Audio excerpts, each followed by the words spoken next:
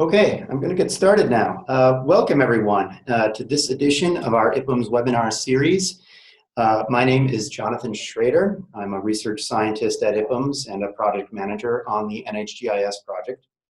Today I'll be presenting an overview of a special data product near and dear to my heart, NHGIS time series tables, which provide geographic US Census data harmonized across time. While I'm talking today, my colleagues Dave Van Riper and Tracy Kubler will be monitoring the chat line, which you should be able to access through your Zoom control window. If you have any questions during the talk, feel free to post those to the chat line, and Tracy and Dave will either answer them there or bring them to my attention to answer during the talk or at the end. So hopefully we'll get all your questions answered. Moving right along, my plan today is first to recount in quick order the basics of our site, NHGIS. I won't go into detail here because just last year I gave a webinar, Intro to NHGIS, and I hope that if you would like background, you would go check that out. It is available on the IPUMS website. I'll show you where in a little bit here.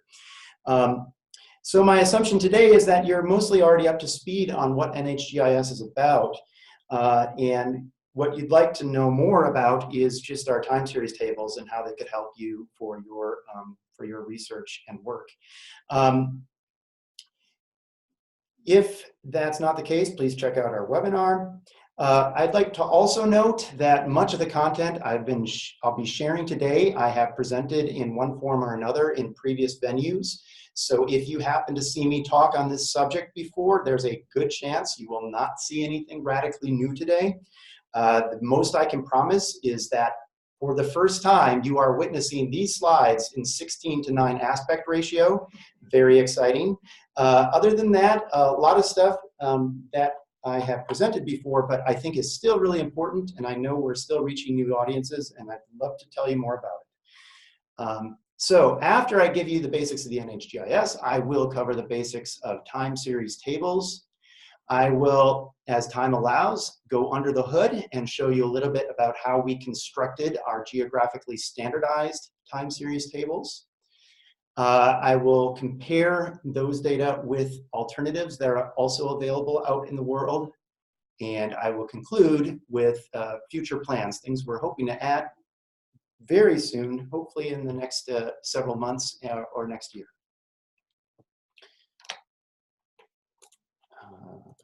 To move forward, there we go. Basics of NHGIS. NHGIS is one of several IPUMS websites, each of which provides a unique type of census or survey data. What we try to do across all these projects is to make data easier to use by integrating data from different sources, standardizing the format and the metadata, harmonizing the concepts, and delivering data through easy-to-use web-based data access systems for free. If you'd like to learn more about any of these other IPUMS projects, today I won't be saying anything more about them. You can find out more through our support materials on our main page, where you can find webinars for other projects, and as well as this webinar, once we're done with it, and the Intro to NHGIS webinar that I referred to before.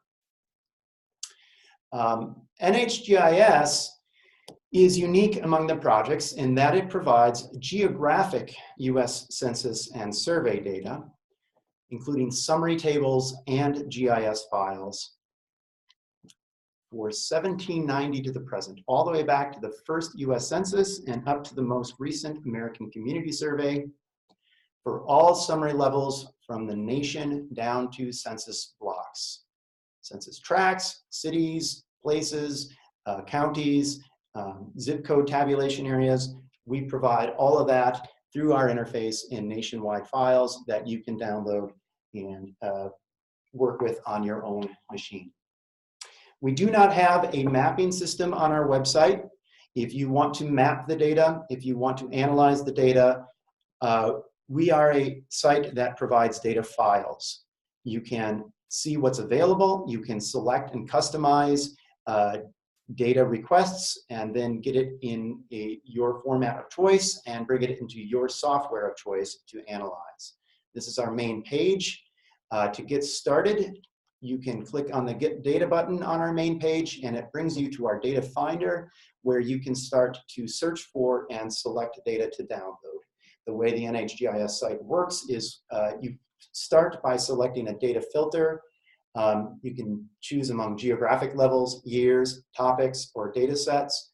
For example, if I select the topic of journey to work, I then can see down here many different types of data that I can select by clicking a plus button, add to my data cart, and then continue through to submit a data request. Wait a minute or several, and then you can download a file that contains everything that you requested. We have three types of data down here. One that we call source tables. These are tables that are more or less organized as they were originally produced by the Census Bureau. We sometimes rearrange the tables a bit, but it's all the data that was available in an original census report or file. In order to sort things, one of the useful features our site provides is this popularity column. You can click on that and just look at what has been most popular among our users. Over to the right, you can click on the third tab to see GIS files.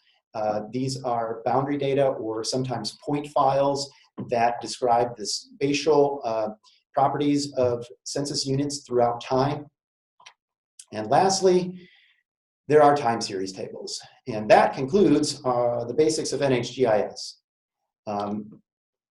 Where we want to go to next is covering time series tables. Why time series tables? Before I jump into that, if you want to get data from many different census years, the concepts change over time.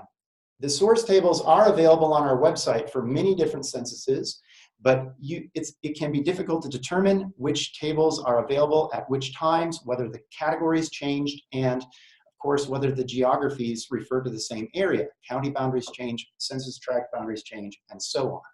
So what we've tried to do with time series tables is make those concepts consistent across time and bundle things in a single package so that you can download it and easily compare across time. What the data will look like once you've downloaded it is something like this. This is an example in an Excel spreadsheet of a state time series table. You can see the states listed down the rows here. Across the columns, we see D through I each represent a different year's data or a count of males who were never married in each state. In this particular format, the years are separated across different columns, and we also have a margin of error column for data from the American Community Survey, which tends to have somewhat higher margins of error than in other years and is easily available in the original ACS files. So we include it in our time series tables. You'll notice all the labeling is consistent. We have up here a code in our shorthand data header that indicates AA means this particular time series of male never married. If you look over to the right, there is another time series that starts in this is male now married, and it has a different code. The first three characters in that code identify the time series table, which groups together a set of related time series. And then those second two characters identify a particular time series, which is a specific comparable count across several times. This format that you're looking at is called a time varies by column layout. We offer time series in 3 different layouts on our site. You can get it in this format, or you can get it as a time varies by row layout. In this case, you can see different years separated across the rows, and each time series is stored within a single column. This could be useful for certain kinds of data analysis, and particularly if you wanted to create derived statistics, if you wanted to measure a percentage of male never married, you could add a column here and then compute it for all of the years with one formula. Lastly, we also provide a time varies by file format, which could be useful if you just want a couple of years and you want to join those to a shapefile to map a couple of years separately. You could have each year in a separate file. In the download package, you will also get a codebook text file that lists all of the details of what you requested, the specific tables in your request, and the time series in that table. If you scroll down, you will get a listing of the exact source variables that we used to compute your data. One of the great advantages of using a time series table is that in some years, to have a consistent statistic across time, you would need to sum up statistics. You need to sum up counts. For example, to get a count of all males who were never married in 1970, you would have to sum up all 7 of these variables, but we have already done that for you and listed as a single count in the output file. So back to our website. When I look at the options for time series tables for the topic of Journey to Work, I see that there are several options here. There are a total of 7 time series tables. The first 3 look a lot alike. They are workers by means of transportation to work. What differentiates the 3 mainly is the years that they cover, the geographic levels that are available, and the number of time series they contain. What we do when we build these time series tables for you is we try to identify the maximum number of categories that can be separated for any given period of time. And when we put these time series tables together, back to 1970, we realized we could identify 9 consistent time series across that period. When we went back to 1980, we could identify 18 distinct time series. And we did that and put them in separate tables so that if you want the maximum detail and you're not as concerned about the temporal range, you could select this table. If you want the maximum temporal range, you could select this table.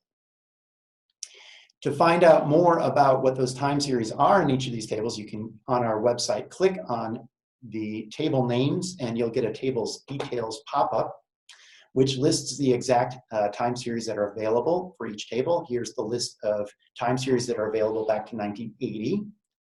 And there's 18 of those, but if you go back to 1970, you are limited to just these 9. As you scroll down in this window, you will see the source data sets that we use to put these tables together. You will also see lots of documentation describing issues that we identified in putting these tables together. So comparability issues. Did any concepts change over this period? Here we list that the working age changed between 1970 and 80, so that the universe is somewhat different for the 1970 data. We also identify that there were some changes in the concepts and the categories that were listed on the questionnaires between 1970 and 1980, so that things are not perfectly comparable if you are, for example, interested in motorcycle transportation to work. Lastly, we also have links to all the source documentation, so if you want to find out more about any of these details, you can go back to the original source. Lastly, this kind of information is not just available through this pop-up. You can also find it back on our main page. If you go to our main page and then find the time series table drop down on the left, you can click on that to find our time series tables documentation. And on this page, you'll find a lot of information about the things we'll be talking about later in this webinar. There's also this option of current table details. If you click on that and go down and click through to the PDF file here, you will get a complete listing of the notes for every time series table in our entire system. So you never have to worry about losing track of that. It would be all available in one spot. All right, so one of the key things I need to talk about today is how we link concepts geographically across time, how we link counties and census tracts together from one year to the next is kind of tricky because those areas, of course, change from year to year. And there are 2 ways we do it, what we call nominal integration and geographic standardization. Now, in the file we were looking at before, this is a nominally integrated table. All we did to link data across these rows was identify which consistent codes in names in each year. So this row shows everything that was associated with Alabama and this code in each census year. Now that's not a big deal with states. With states for this period of time, there really was no significant boundary change in any of these areas. So when I link those codes together, I get very comparable statistics. But when I download a nominally integrated census tract file, I will get data that looks like this. Each row corresponds to a unique census tract code. And census tracts have changed quite a lot over time. In this example, in Mecklenburg County, North Carolina, you can see this tract code 1400 existed in all of these years, but census tract 1501 stopped existing after 1990 and disappeared. It was split into some other census tracts somewhere down here. Now, there is no easy way for us to indicate within this file how a code here might correspond to these rows down here. That's nominal integration. So what good is that, you might ask? Well, you can use that file to produce maps of separate years, snapshot maps. These are maps using the census tract boundaries from 1990 and 2010. You can join this to our nominally integrated data files and produce maps using those original boundaries. Another example here, you could map the Detroit area poverty rates by county subdivision.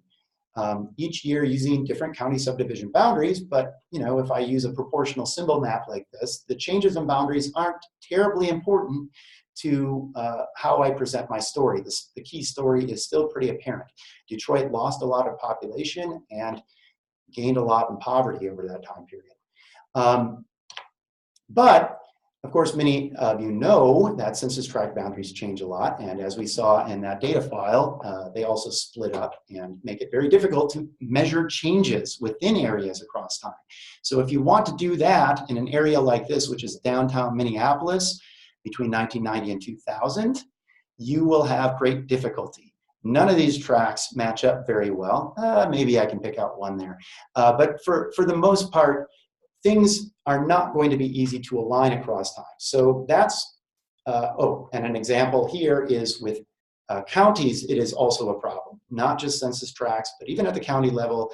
Many of you may be familiar with Broomfield County, which is a thorn in all of our sides who try to map county change between 2000 and 2010. Broomfield was formed from 4 counties in Colorado between 2000 and 2010. So what we offer for that kind of problem is a geographically standardized time series table.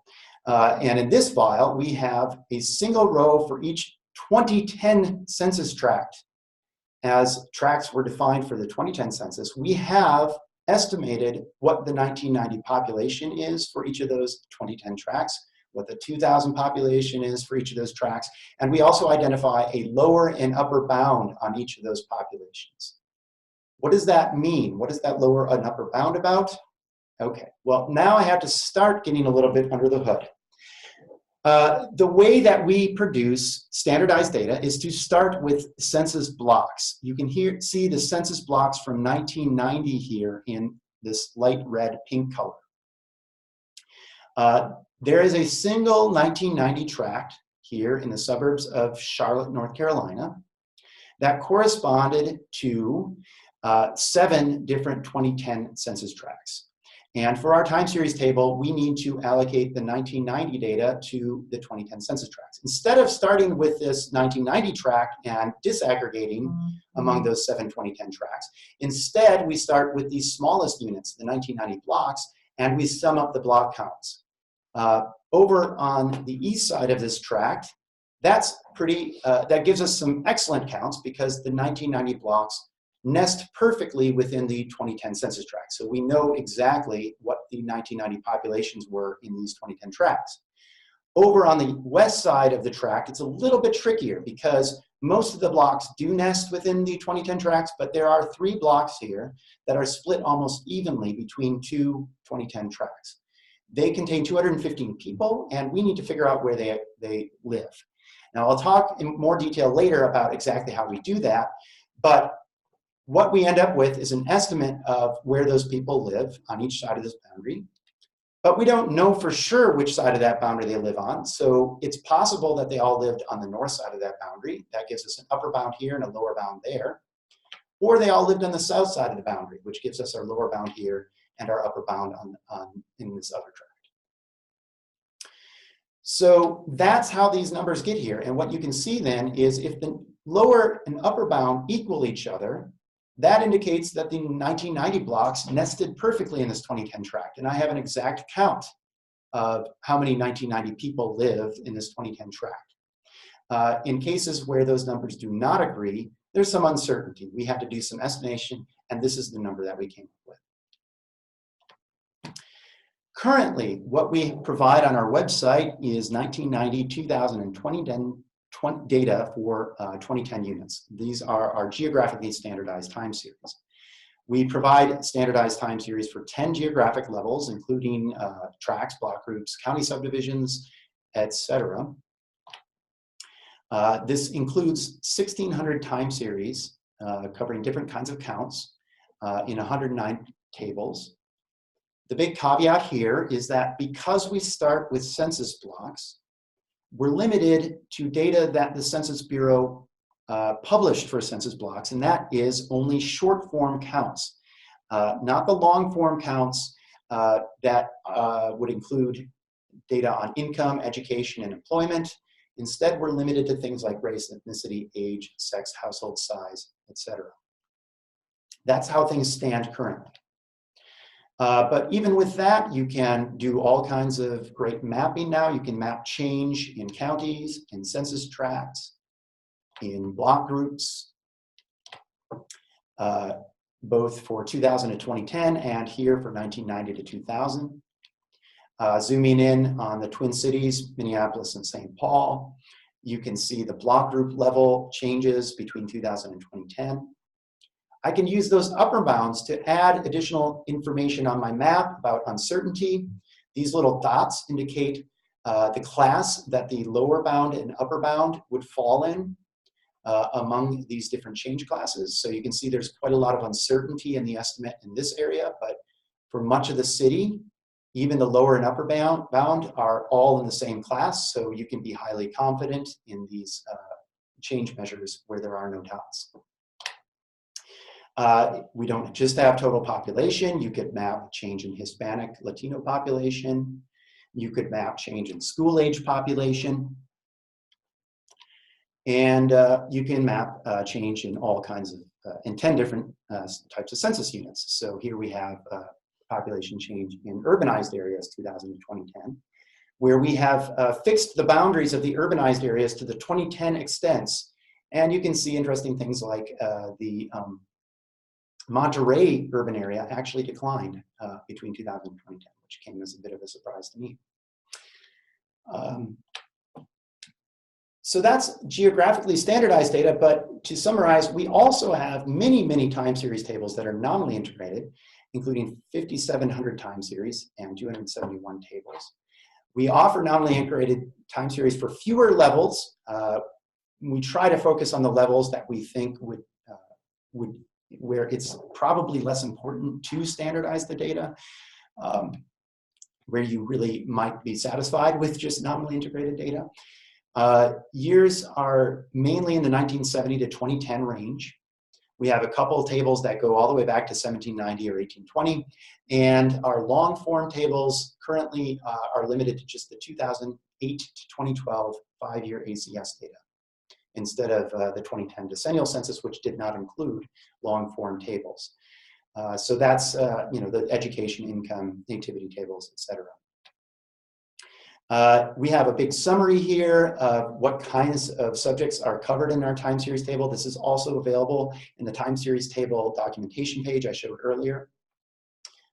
You can see this is short form subjects. We provide both nominally integrated and standardized data. For our long form subjects, we provide only nominally integrated tables, including nativity, educational attainment, labor force, employment status, income variables, etc. Overall, we cover 58 different tabulation types of these different kinds of tabulation types, including 37 types covered in our geographically standardized tables.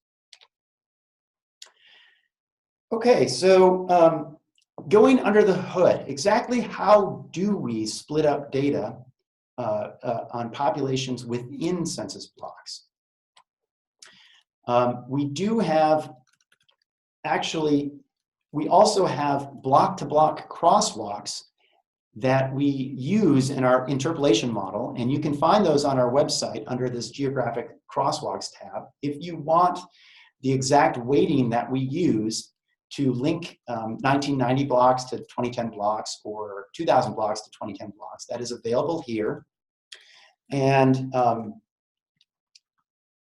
then the way we actually produce that is to start with individual blocks and model how population is distributed within each of those blocks, and compare that to both the original census geography for 1990 and 2000 with the 2010 geography. So what we see here is a 2000 block on the Austin city limits that had 1,624 people in it. It is split by the Austin city limits in 2010. This blue line is a 2010 line. It is also split by a 2010 tract boundary. These are two different 2010 census tracts. So there's a lot of people in this block, and where we allocate them to these units in 2010 will have a big impact on how you measure change within these units. What we did for our 2000 to 2010 model, one option would have been to use land area, and just 27% of the land area is up here. You could allocate 27% of the people there and 73% down here because there's a lot more area here. But we can see from this image that actually it would appear that there's probably a heavier density here. So you would expect to have more people living up here than the land area would suggest. So what we did is include additional information that would tell us something about the distribution of population within that block. We use the National Land Cover database for 2001, which is the closest land cover data set that is nationally available and close to the year 2000. And it includes data on impervious surface. And we isolated the land that was at least 5% impervious, and we can base our allocation on the proportion of developed land in each of these areas. We could also base our allocation on how much land is near roads in 2010. And what we decided to do is combine those two and allocate in proportion to the developed land that was near roads, because developed land that is far from roads, like this nursery down here, tends not to be a residential area. It might be a large industrial complex or mall or airport. So instead, we stuck to land near roads. And this is called a binary dasometric model, where you identify two classes of land and you allocate population in proportion to the populated class of land. But there's another model that we found also works really well, and this is called a target density weighting model, where you use densities in the target year. The target year here is 2010, and we can find the densities of blocks in 2010, and it turns out that there's a lot of people living up here, and that can tell us something about where people likely lived in 2000. In this case, though, there was a lot of change between 2000 and 2010. So maybe it would be better to use the binary dasometric model because it better represents the characteristics of 2000. We combined these two models in what we call a hybrid model that is a weighted average of the binary dasometric and target density weighting estimates. And we ultimately choose a weight for each of these models based on how much change there was in that area between 2000 and 2010. If there's a lot of change, then we give more weight to the binary dasometric model because we're less confident that 2010 densities represent 2000 densities. So basically the way this model works out is that we give about 92% of the weight to target density weighting in cases where there was no change, and we give almost no weight to target density in cases where there was extreme change. In our example case, the weight to target density weighting is about 4/9, and that results in a model with these weights where we would allocate the 2000 block population among these intersections in these proportions. And that's all documented in a research paper. In 1990, we ran into a new problem where the base spatial data that we have for 1990 does not align with the spatial data that we have for 2010. As you can see here, the best model of 1990 boundaries that we have comes from the 2000 Tiger Line files from the Census Bureau. That's represented in blue. The 2010 blocks come from the 2010 Tiger Line data. These have some discrepancies, and those discrepancies aren't exactly real. What they represent is improvements in the Census Bureau's representation of these boundaries between 2000 and 2010. We don't want to start allocating people to areas that are merely corrections in the Census Bureau's boundaries. So one option would just be to overlay these two areas and figure out correspondences based on these inconsistent boundaries. Another option would be to do indirect overlay, where we first allocate from 1990 to 2000 blocks using the representations in the 2000 Tiger, and then we allocate from the 2000 blocks in the 2010 Tiger to 2010 blocks in the 2010 Tiger. The nice thing here is that the Census Bureau does have 2000 block representations in both the earlier Tiger Line version and the later Tiger Line version. So these things match up pretty well in the 2000 Tiger, and these things match up well in the 2010 Tiger. So we can do an indirect overlay that way. The problem is these cases where you would start with smaller 1990 blocks, aggregate up to a larger 2000 block, and then disaggregate down to small 2010 blocks again. And in a case like this, you'd end up allocating half of this 1990 blocks population over to this 2010 block, because you go up to the 2000 block and then down to these 2010 blocks, and there's no association in your model between what's clearly some pretty closely related 1990 and 2010 blocks. So another option is constrained direct overlay. In this case, we have in the 2000 and 2010 Tiger representations of the 2000 blocks over here on the right. And from that representation, we can see that there's this area here that is invalid. That's an invalid overlay. This is the exact same block in the 2000 Tiger that this one is in the 2010 Tiger. All of this area in the hatched section is not a valid intersection. So when we overlay 1990 and 2010 blocks, we can exclude the area that we know to be invalid. Well, that seems better.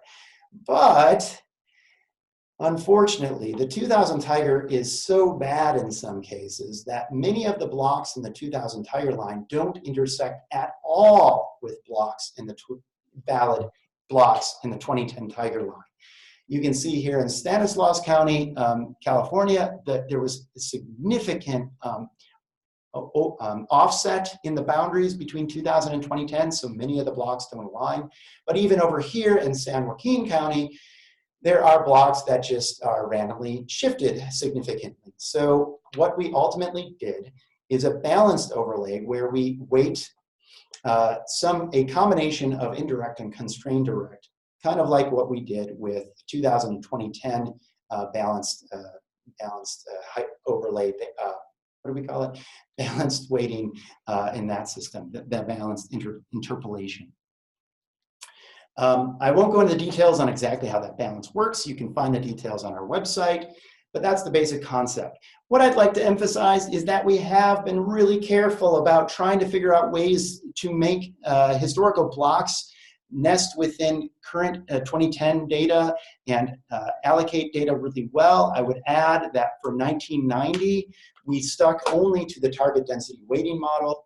We didn't really use binary dasometric at all, except that we leverage in our indirect overlay, we leverage the weighting from the 2000 to 2010 model.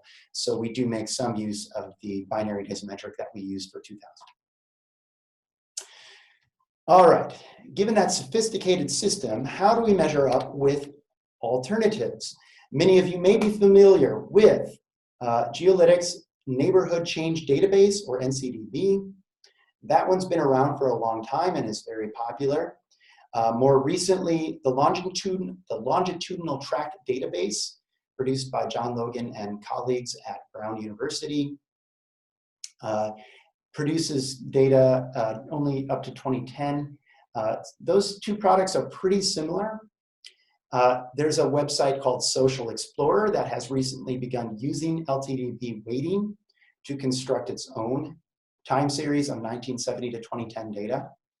And meanwhile, the NHGIS standardized time series, this is just our standardized time series, covers a shorter period, only back to 1990, but for more levels. We do include block groups and zip code tabulation areas and places, etc. Now, the catch there is that Geolytics does provide some standardized data for some of these other areas, but it's not within their standard neighborhood change database. LTTB and Social Explorer, meanwhile, are mostly limited to tracts. Social Explorer also has standardized data for counties and states. Another difference among these products is how many variables they have available. Geolytics has a lot of variables, but they have not standardized the concepts across time in the way that we have. So if a 1970 variable doesn't match up with a 2000 variable or a 2010 variable, they haven't done the summing that we have. Social Explorer also is like Geolytics in that it does not align the variables except for a special 2000 tabulation that does have consistent variables with 2010 concepts. Now, LTTB does have 83 variables with aligned categories, but that's a relatively small number of aligned variables. What they do to help users who want to get other types of statistics is they also provide a crosswalk, which provides their interpolation weights for each tract-to-tract relationship. What's unique with NHGIS is that we go down below the tract and we actually give you a block-to-block crosswalk so that you can get much finer-grained, higher quality estimates. And we do also have 1,600 aligned variables. So those are consistently coded, consistently computed statistics that you can compare. None of the other products give you a clear idea of how much uncertainty there is in their statistics due to interpolation. NHGIS does provide lower and upper bounds to provide that information. And the really, really key difference here is that all of our data right now comes from a block source with the sophisticated modeling that I just described. LTTB starts with tracts and guides by land areas or 2,000 block populations. That's really good for 2,000 total population, but for every other statistic, they are starting from large areas, which I'll demonstrate is a problem. Geolytics happens to be even worse. With their 2010 data product, they have not documented what they did. They actually have very good documentation for what they did with their 2000 product before 2010 came along. But when 2010 came out, it appears that they did some sort of general area weighting that didn't even exclude water. So that if a target tract in 2010 was entirely over water, it may have thousands of people allocated to it from earlier years. It is problematic, and I would not recommend using it if you can possibly use these other sources. I would also add, I forgot to put it in this chart, NCDB and Social Explorer you have to pay for. LTTB is free, as is NHGIS. Pretty important for a lot of users. Okay, so why is it a problem to start with tract data? It seems pretty natural if you want to track time series to go get a bunch of tract data and then allocate the historical tract data to your current tract. If we do that here with this 1990 tract and allocate from the 1990 tract to these 7 2010 tracts? Well, what LTTB ultimately does is it allocates every 1990 count from this 1990 tract in the same proportions among these 7 tracts. So for total Black population, if it allocates 10% of the population here, it allocates 10% of the Black population as well. If you allocate both numerator and denominator counts in the same proportion among all your target tracts, what you're essentially doing is assuming a uniform rate across all of those target tracts, and that is what LTTB does. In this case, it assumes, basically, and it gives you data that has a uniform rate across these 7 2010 tracts in 1990. In fact, based on our higher quality block data, there was a great deal of segregation within this 1990 tract. And you can see that this 2010 tract had 92% Black population. This 2010 tract had 0% Black population. You cannot determine that from the LTTB data. You get very different maps using the 1990 data from LTTB versus NHGIS. You can see several areas here where there's basically uniform rates in the LTTB data, but much finer grain detail in the NHGIS block-based estimates. This produces some very bad estimates of change. Here, where NHGIS shows a very large decline in the percent Black population, LTTB shows an increase, and vice versa across these several places. Up here, you can just generally make out a pattern of very high growth in the Black population. It's significantly dampened in the LTTB results. This is not accurate. These are accurate. For the most part, these are based on exact block counts, or in some cases, small degrees of uncertainty. How often does that sort of thing cause a problem? Well, across all census tracts in the country, the percent of tracts where the absolute difference between NHGIS and LTTB rates is greater than 10. For percent Black, it's about 1.2% of tracts in 2000 and 2.2% of tracts in 1990. So that's maybe not a ton, but that's still 1 in 50 tracts, and there's a good chance it would affect your analysis, especially in some parts of the country where there is more likely to be some Black segregation within split tracts. It is particularly a problem for things like occupied housing units or owner-occupied housing, where there can be a lot of variation within split tracts between areas that are high rates of owner-occupied and low rates. So you get a lot of cases that have high degrees of discrepancy. If you look at how many tracts have a relative difference factor of at least 2, you can see that that happens pretty often. So the percent Black is off by a factor of 2 in the LTTB data from the NHGIS. In 2000 population totals, this is the best case scenario for LTTB, because with 2000 population totals, LTTB uses 2000 block populations to guide its interpolation. And so the discrepancies are not so great. There are only 1.4% of tracts where the 2000 population differs by more than 100. That's not terrible. It is still significant. I don't think it justifies what the LTTB website says. The NHGIS and LTTB estimates are very similar without qualification.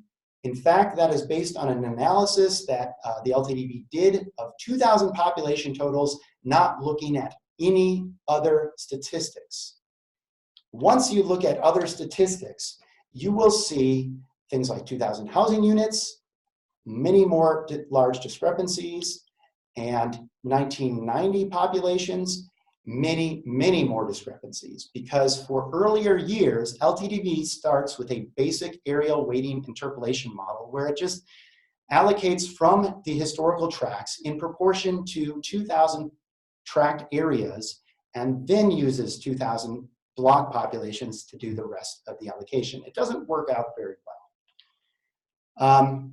And it's worth noting too that a lot of those LTTB estimates are outside of the block-based bounds that NHGIS has computed. That is, it's not even possible, based on the block data, for the LTTB estimate to be accurate. Tips in general for using standardized time series. If you can, I recommend using our block-based estimates for the highest possible quality. And even then, pay attention to the bounds, because some of those estimates can be highly uncertain. If you need 1990 or 2000 long-form data, which is not available in NHGIS time series, one option is to use our block-to-block crosswalks. You can start with 1990 or 2000 block group data and disaggregate in proportion to block characteristics down to the 1990 or 2000 blocks, and then use the block-to-block crosswalks. That is highly involved, and we want to make that easier for you. As I'll soon report, we are planning to make block group to block group crosswalks and new time series of long-form data. Right now, if you need 1970 or 1980 data, LTTB is the best option compared to NCDB. But beware, mini counts are not reliable, and there are artificially uniform rates within source tracks. So you should think about how that might affect your analysis. All right, to sum up here at the end, I'll try to wrap this up in 5 minutes so we still have some time for questions. Our next steps will be first to include long-form data in our standardized time series. We're going to start by adding new block group crosswalks. So using our block-to-block crosswalks, we will figure out how to allocate data from 1990 and 2000 block groups to 2010 block groups and larger units, so that you can then construct long-form data. So for example, we might have a crosswalk that would crosswalk from 1990 to 2017 units, so that you could compute change all the way up to the 2017 5-year ACS. And we would include multiple interpolation weights based on different block-based interpolation factors. So if you were looking at a family characteristic, you could base it on the count of families in each block. And block groups could prove to be a much better starting point than tracts. So here's a 1990 tract and another 1990 tract. If you just disaggregate from the tracts, you have to do a lot of disaggregation. But if you start from the 1990 block groups, you will still have cases where you have an exact match between the 1990 block group and the 2010 tract. So we expect to do much better by starting from block groups. We also want new time series tables, and we'll create those by using our block group crosswalks to construct those. We'll initially start with only subjects that are available at the block group level, so that will exclude some of the other types of very fine detailed long form subjects that are only available at the tract level. We hope to get to that in the future. Another thing that we need to do is extend all of our time series tables, both nominally integrated and standardized, to include more ACS years beyond the 2008 to 2012 data that we currently include. So we do plan in the next year to add all 5-year periods since the 2010 5-year data. The first batch would be about 30 to 50 tables for the most popular ACS subjects. We would include both short form and long form subjects so that you can get, for example, persons by race up through 27, let's see, it'll be the 2014 to 2018 once that data comes out next month. And we'll update our website to actually enable year selection. Currently, when you select a time series table, you will get all of the years that are available for that time series table. But once we add all the 5-year periods, you probably don't want to have to download all of those 5-year periods in a time series table. So you'd be able to, for example, here's a mock-up of what our website would look at like. Initially, we would have all those 5-year periods selected, but you could deselect some of them and then just get a smaller set. Lastly, standardized data for 1980 and 1970. This won't be coming soon because there is no source of complete digital block boundaries for these years. NHGIS hasn't done that because the Census Bureau never did that. And we are working right now to start creating those digital block boundaries. And once we have those over the next few years, we will then be able to complete block-based standardization for these years. In the future, we will also add the 2020 census data when it becomes available. We plan to standardize both backwards to the 2010 units and forward to the 2020 units. we hope to steadily cover more subjects and cover more years before 1970. That's a summary of where we're going. I want to acknowledge our funders, the NIH and NSF, and leave you with these links to different sources of information for more, if you want a training exercise that steps you through downloading time series tables, you can go to this link. We now have an API in beta right now that you could start using to download time series or any other NHGIS data. And you can follow us on Twitter to get updates on when new features are available, or email us with any questions or feedback. All right, we appear to have about 9 minutes right now to take any questions. So I will ask Tracy and Dave, who I'm afraid I forgot to introduce at the beginning of my webinar. Okay, so Tracy Kugler and Dave Van Riper have been monitoring the chat line, and they might have some questions to share with me now. Yeah, we've got a couple questions that have come in that I think you've partly addressed. But we had one user who was wondering if we have plans to release census block time series tables, or if we have any thoughts on how a user might create those.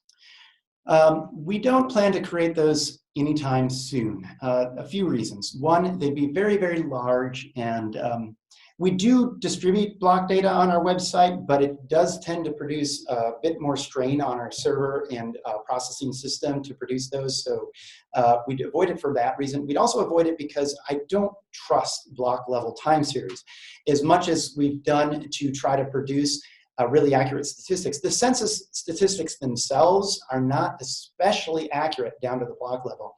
And for various reasons that I don't want to get into now, the 2020 block data will promise to be even less reliable.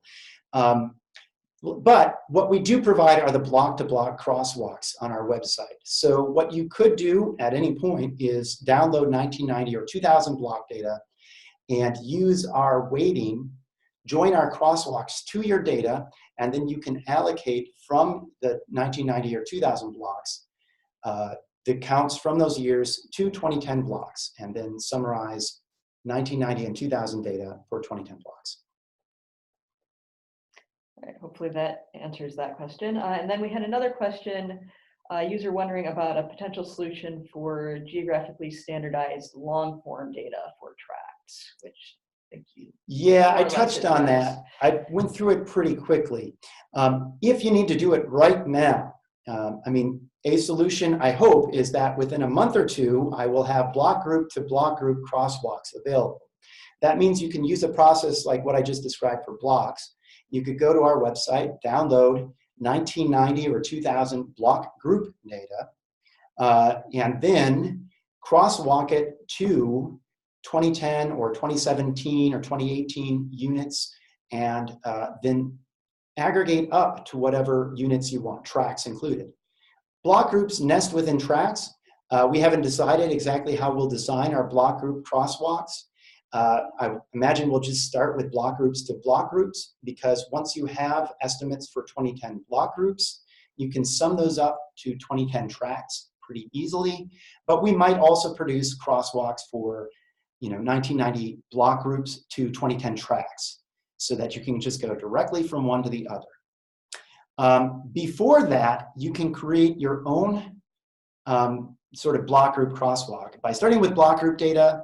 And as I said, you could disaggregate from a 1990 block group down to 1990 blocks using a model yourself by saying you might allocate the 1990 block group characteristics in proportion to 1990 block populations, and then allocate those to 2010 using the crosswalk, and then sum up to other areas. Eventually, we do hope to have time series tables available for long form data, but I'm not sure when that will be. All right, Dave is pointing me at another set of questions here.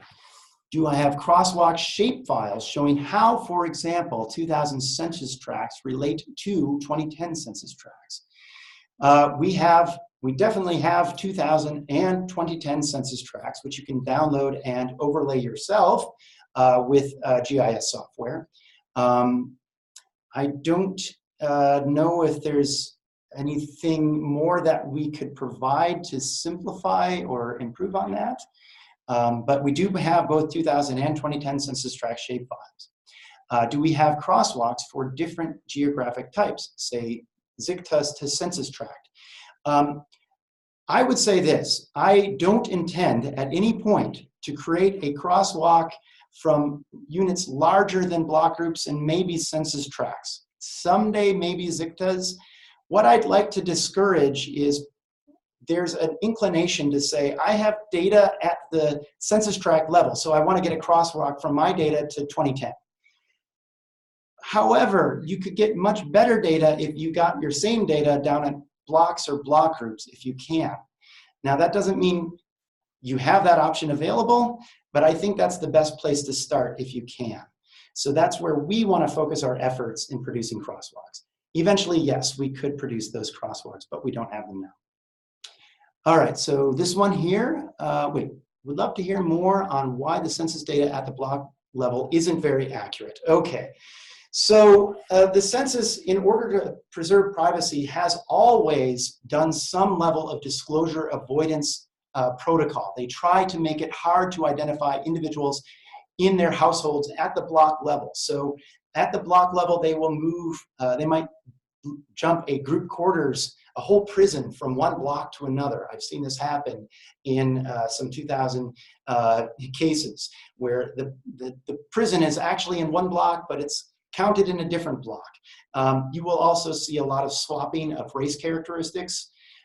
So they don't want to have just one household in a block that happens to be the only Asian household in town be identifiable. So they will swap characteristics from a different household to make it harder to identify that block, the people in that block. In addition, the census for 2020 is currently proposing to inject a significant amount of noise into data, especially at the block level, because even the disclosure avoidance techniques that they previously used, they now believe are not adequate to the risk of identity, the risk of attacks that are now possible given current computing power.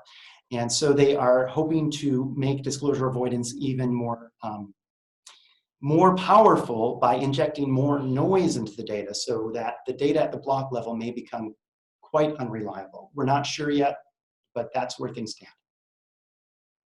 All right, next question. Considering using grids instead of block estimates for estimating population. Have we considered using grids? Not really.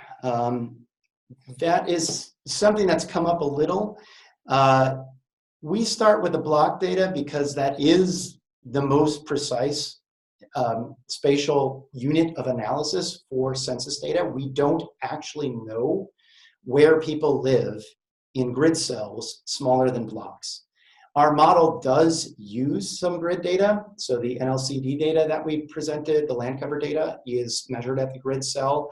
And so within the 2000 to 2010 model, we essentially disaggregate people from blocks down to grid cells, and then reallocate from that. So in a way, we are using grids a little, but we don't know of any more accurate grid data than block data themselves.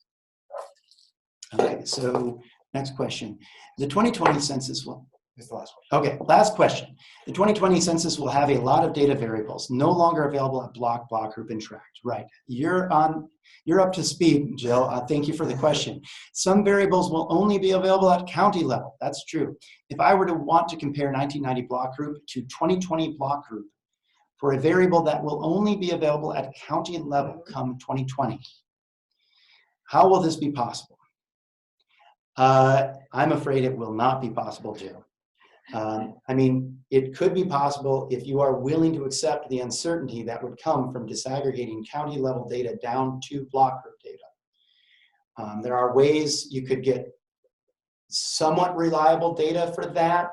You know, you could use other block group characteristics that are correlated with your statistic to disaggregate the county level data and get reasonable estimates of the 2020 block group data. But I'm afraid I would not particularly trust any of those block group level counts. This is a major problem, and I guess this would be a good place to direct you to the IPUMS.org website, where you can find out more about the census's plans for introducing noise and limiting the types of data that will be available for 2020 census. There are ways you can provide feedback, and if you go to IPUMS.org and look to the right on our website, there is much more information about those plans and ways that you can help respond to the census's plans with your concerns. We would greatly appreciate it. That seems like a great place to wrap up. Thank you for tuning in.